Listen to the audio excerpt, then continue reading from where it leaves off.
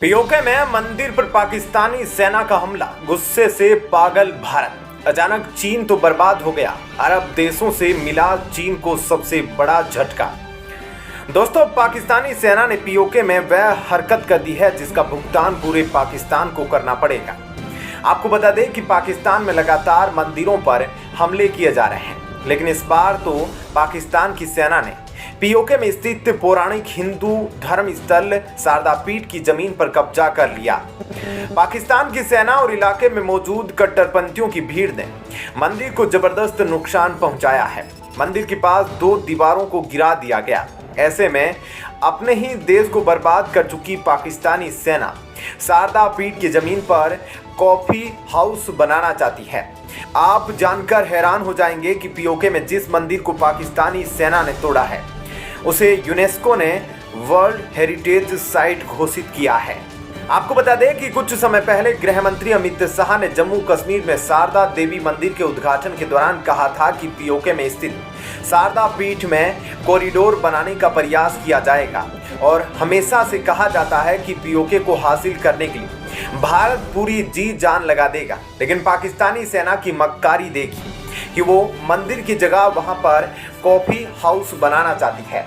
ऐसे में पीओके के मंदिर पर हमला करके न सिर्फ उन्होंने भारत की इलाके में गैर कानूनी काम किया है, बल्कि यूनेस्को वर्ल्ड हेरिटेज साइट को नुकसान पहुंचाकर अंतर्राष्ट्रीय कानून भी तोड़ा है। ऐसे में पाकिस्तान ने भारत को पलटवार का मौका दे दिया है। अब भारत का पलटवार कूटनीतिक होगा या सैन्य, वह बहुत जल्दी पता चल जाएगा, क्योंकि पाकिस्तान में एक के बाद एक कई मंदिरों को निशाना बनाया जा रहा है। जुलाई 2023 में भी सिंध के एक मंदिर पर कट्टरपंथियों ने रॉकेट से हमला कर दिया था और उन्होंने मंदिर के आसपास बसे हिंदू लोगों में गोलीबारी भी कर दी थी। और इससे पहले कराची में मौजूद एक पुराने मंदिर को भी ढहा दिया गया था। बंटवारे के समय पाकिस्तान में 428 बड़े मंदिर मौजूद थे, लेकिन धीरे धीरे इनकी संख्या कम होती गई। मंदिरों की जमीन पर कब्जा कर लिया गया, वहां पर अलग अलग चीजें बना दी गई। इसकी वजह से अब पाकिस्तान में सिर्फ 13-14 मंदिर ही बचे हैं।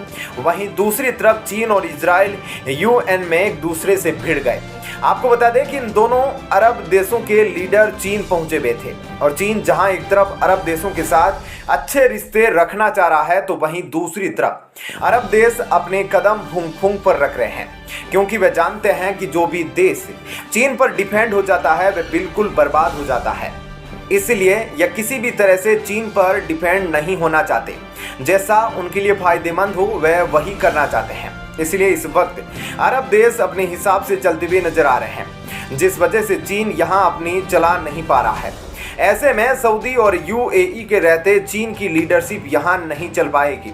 तो चीन में सऊदी और अरब देशों के विदेश मंत्रियों की मुलाकात हुई, उसका कोई खास नतीजा निकल कर नहीं आया और अब सऊदी और अरब देशों के विदेश मंत्री भारत भी आ रहे हैं और भारत से यही कहेंगे कि यहाँ समझौता और सुलह करवा दी जाए इजराइल और हमास के बीच में, क्योंकि इजराइल हमास का युद्ध अभी तक खत्म नहीं हुआ है, बस दोनों देशों के बीच में समझौता हुआ है।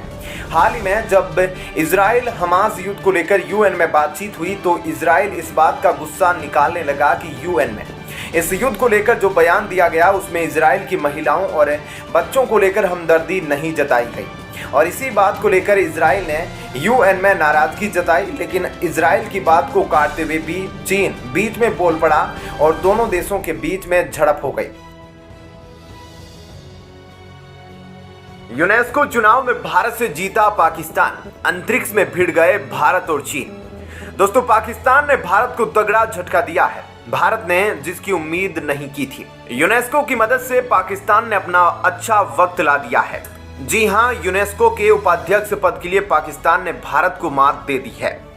भारत और पाकिस्तान के बीच अक्सर संयुक्त राष्ट्र के विभिन्न मंचों पर बगावत खुलकर सामने आती है।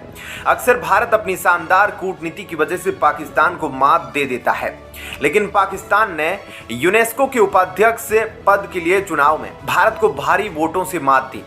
बता दें कि यूनेस्को संयुक्त राष्ट्र से जुड़ा शैक्षिक, वैज्ञानिक और सांस्कृतिक संगठन है। यह शिक्षा, कला, विज्ञान और संस्कृति के क्षेत्र में सहयोग करके शांति और सुरक्षा को बढ़ावा देता है। अब इन सभी क्षेत्रों में पाकिस्तान का जुड़ाव अब इन सभी क्षेत्रों से पाकिस्तान का जुड़ाव कोसों दूर है। शांति और सुरक्षा तो वहां है ही नहीं। एक तरफ जहां पाकिस्तान इस वैश्विक संस्था का उपाध्यक्ष बन रहा है, तो वहीं दूसरी तरफ पाकिस्तान में यूनेस्को की सूची में शामिल शारदा पीठ मंदिर को ढहा दिया गया है। यूनेस्को के संचालन में उपाध्यक्ष की बड़ी भूमिका होती है। पाकिस्तान साल 2023 से 25 तक उपाध्यक्ष बना है। बताया जा रहा है कि 58 सदस्यों के बोर्ड में से 38 ने पाकिस्तान को वोट दिया, तो भारत को केवल 18 वोट मिले और ऐसे में पाकिस्तान को इस चुनाव में जीत हासिल हुई। पाकिस्तान ने दावा किया कि वे अपनी जिम्मेदारियों को पूरी जिम्मेदारी के साथ, आपसी सम्मान और विश्वसनीयता के साथ निभाएगा और वह सभी सदस्य देशों के साथ सहयोग करेगा। ऐसे में पाकिस्तान का एक तरफ दावा क्या रंग लाएगा, यह तो पूरी दुनिया जानती है, क्योंकि अभी हाल ही में पता चला था कि पीओके के पास स्थित हिंदू मंदिर शारदा पीठ को ढहा दिया गया और पाकिस्तान ने यह मंदिर उस समय गिराया जब पाकिस्तान के सुप्रीम कोर्ट ने यह आदेश दिया था कि इस मंदिर की सुरक्षा हर कीमत पर की जाएगी।